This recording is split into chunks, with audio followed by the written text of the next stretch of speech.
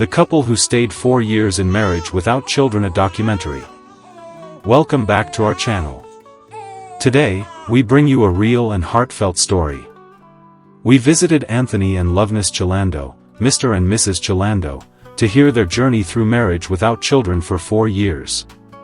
In this documentary, they open up about their expectations before the wedding, and what life truly looked like when things didn't go as planned. What happens when the dream of having children delays? How does it affect a marriage? And how do you stay strong when the pressure from the community begins to weigh in? We ask them honest questions. How did they cope during those 4 years? Did they receive support, and how did that support strengthen their marriage? How did negative comments from people around them affect them? And most importantly, what message of hope do they have for couples currently walking the same journey? Stay with us as we listen to their story. A story of patience, resilience, and love. Let's get into it. At what point did you realize that having a baby might not happen as quickly or as easily as you thought? Her hormones changed, whereby the system there began to show like she was pregnant. We went to the hospital and they said that she's pregnant. Then later on again, we went to do another test to the same hospital because they told us to go back there after 2 weeks. So they said that you come back, and we went after 2 weeks. Suddenly,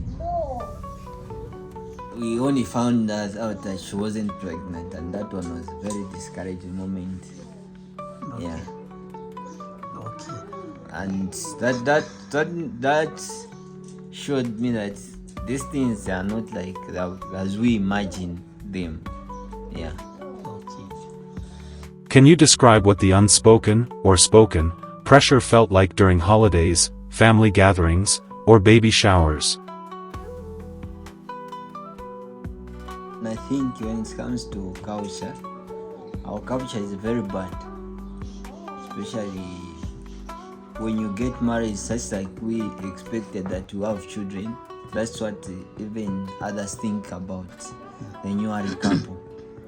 So usually it became just part of life, not you are whereby you're meeting. It was just part of my life whereby you're hearing this one say, like you're not serious with what you do. Why are you not having children? And those sometimes mockery. Yeah, there are a lot of people mocking. Some people are concerned. Some people thought maybe it was the issue which has to deal with spiritual things. Some people they say no because maybe you have wronged some people. Yeah, there are a lot of things that came in. It is not easy because you go through a lot of situations. There are some people you meet who would discourage us, and others encouraged us, but still I couldn't believe they truly understood my situation. Some would even say, "Make sure you're serious," as if it all depended on us alone. Those words would cut deep, because in my heart I was already carrying so many questions. At times, I even found myself thinking, as if I had wronged God, that maybe that's why He could not give me a baby. That thought was one of the most painful parts of it all, the silent battle of wondering what I had done, while still trying to hold on to faith in the middle of the hurt.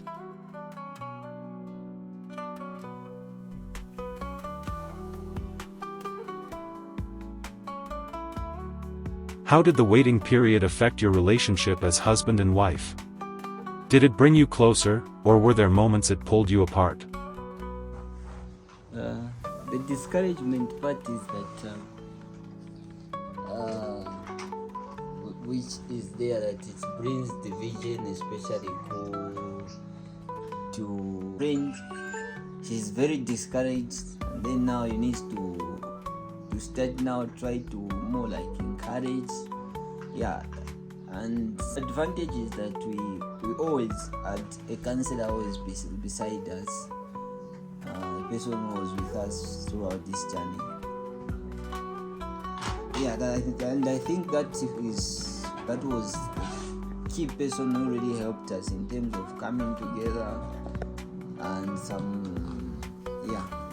to make our relationship stronger. Okay. And the advantage is that during those moments, like, we are able to know each other and our faith. Like, in such kind of moments, I knew my partner, like, okay, this is her faith and this is where she stands. Yeah, that was a good part, because we are able to know each other. This journey made me realize that deep down, I had no faith that I would ever have a baby. I had reached a place where it felt as though I would die without children, and that thought weighed heavily on my heart every single day. It seemed as if all the joy had been drained out of our lives, and at times it even felt like there was no love left among us. The pain of waiting, the silence of unanswered prayers, and the constant pressure from within and around us made everything feel empty. In those moments, it was easy to believe that our marriage was losing its warmth, when in truth we were both hurting in ways we did not always know how to express. It's us.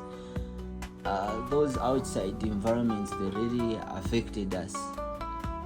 Now I could even imagine like how others feel, because it's very sad when we have a community which is against such. It has their own way of viewing things, especially when it comes to childbearing. Yeah, so I think the community, we have to change, and change begins with an individual. So if we decide to encourage the newly couple, especially the issue of concerning having children and spending more time to it, because sometimes we like just bypass it, especially when it comes to counseling. I think should be one of those main topics that should be discussed seriously, because those things are really they bring division. As we saw, our relationship got affected because you find your partner, she's there discouraged. Maybe a friend visited her, maybe she saw some posts through the social medias and the likes. So the outside environment really plays a big role. Describe the moment you held your baby for the very first time in the delivery room. What did that feel like after 4 years of waiting? Considering I did not believe it, because I knew like what happened previously when the doctor says that when you go to the hospital, they do some tests, and then they tell you again to do another test, and then the other test they come out she's not pregnant, but the first test they say she's pregnant. So those things, they brought a lot of things, of misjudging things. So when even she was telling me like she was pregnant, I thought maybe it's just one of those things the doctor had explained to me. Yeah. This baby has brought so much joy to me. Sometimes in the middle of the night, I just wake up and ask myself, oh, I really have a baby of my own now? It still feels like a dream. There are moments when I simply look at my child in amazement, overwhelmed with gratitude and emotion, because for so long this was only something I prayed for and imagined. Now that it is real, my heart is filled with a kind of happiness that words can hardly explain. A deep joy that turns even the quietest moments of the night into beautiful reminders that God has been faithful. Especially like these few weeks, she's been crying. You have to fully take care of the responsibility. Yeah. If you could speak directly to friends, family members, or the community who might be unknowingly pressuring couples without kids, what would you tell them? The encouragement that I can just say is that as the saying goes, to everything there is a time for it. But to the people out there, I think we need to carry people, some people whom we can rely, especially counselors. Although these days it's very hard to find one, but we need to make sure that we find a right counselor, somebody closer to us whom we can able to express our feelings and our emotions and how we feel about that situation. So my encouragement is that find someone always to talk to, whom even your partners, they are able to listen to when that person speaks. If they say this is fair, this is what is happening, and then your partner is able to understand, because there is a time where your partner cannot hear from you. They feel like, no, maybe it's because of the gender issue, but you have a third party who is a counselor and trusting in God. Yeah.